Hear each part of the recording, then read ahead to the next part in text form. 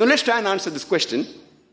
The purpose of creation from a different angle, from the angle of the creation, from the perspective of the human being.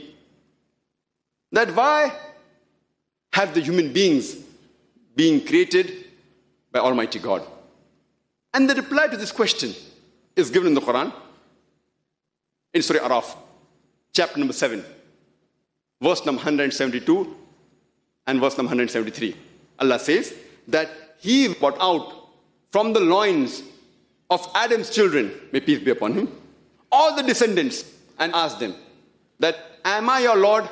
And all said, we testify that you are our Lord. And Allah continues, lest on the day of judgment, they will say, we were unaware that you are our Lord.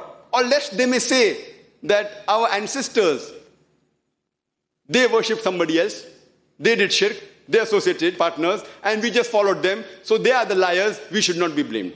So Allah subhanahu wa ta'ala, before the human beings came in this world, Allah subhanahu wa ta'ala brought all the human beings from the loins of the children of Adam and asked them, who is the Lord? And all of them testified that there is one Allah subhanahu wa ta'ala and He is our Lord. And now is our test in this world. Allah says in the Quran, and I started my talk by quoting the verse of the Quran from Surah Dhariyat, chapter number 51, verse number 56. Allah says that we have created the jinn and the men not but to worship me. وَمَا خَلَقْتُ الْجِنَّ وَالْإِنسَ إِلَّا لِيَعْبُدُونَ. That we have created the jinn and the men not but to worship me. The purpose of creation of the human beings and the jinn is to worship Allah subhanahu wa ta'ala. Now this word worship, if you analyze this English word, it is derived from the old English, Vyotskite, which means to honor. And if you read the new Living Webster's Encyclopedic Dictionary, it says that worship means act of devotion, honoring the deity. Devotional acts, honoring the deity. And if you translate into Arabic, the Arabic word is ibadah. وَمَا خَلَقْتُ الْجِنَّ وَالْإِنسَ إِلَّا لِيَعْبُدُونَ. The Arabic word for worship is ibadah.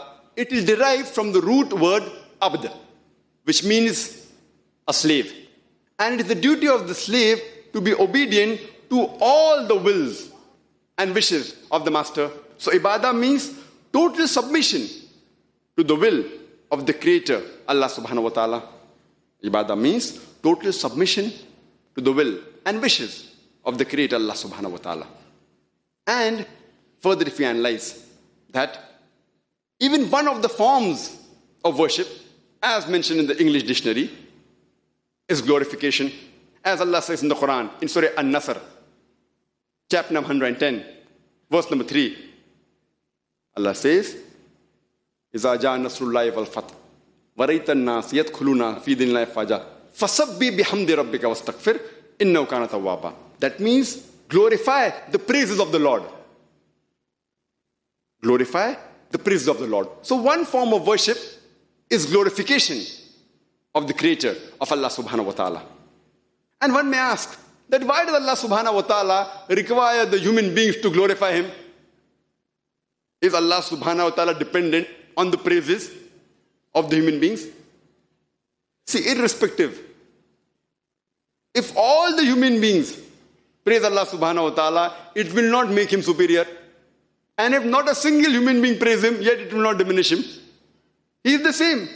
Whether you say Allahu Akbar 1,000 times or 1,000,000 times, it will not make Allah greater.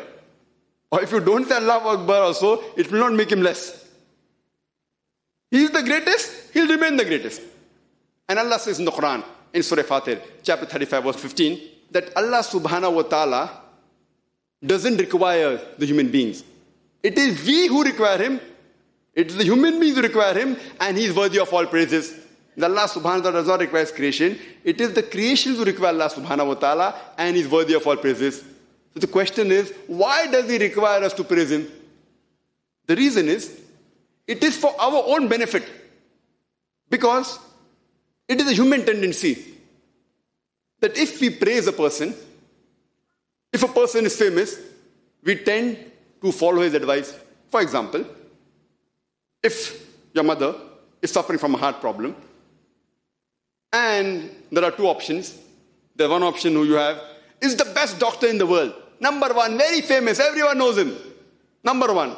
Other person is just a plain MBBS doctor. And you have the option of going to any of them. Both are giving free treatment. Who will you go to?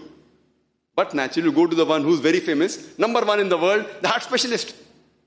And whatever advice he gives you, because he's world famous and you even acknowledge him to be the greatest amongst all the doctors, you will follow his advice.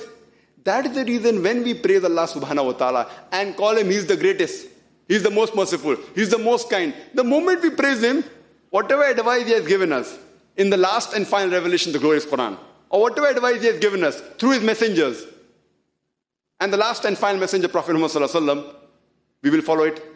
So the reason we praise him is not for the benefit of Allah subhanahu wa ta'ala. He does not require praises. It is for our own benefit. The moment we praise him, oh, he's the greatest, he's the most wise. Okay, he's telling you not to have alcohol.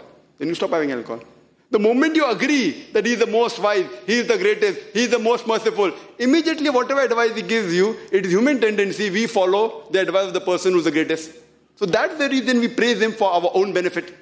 And that's the reason Allah subhanahu wa ta'ala says in the Quran, in Surah Taha, chapter number 20, verse number 14, that verily, I am Allah subhanahu wa ta'ala, I am Allah, and there's no God besides me.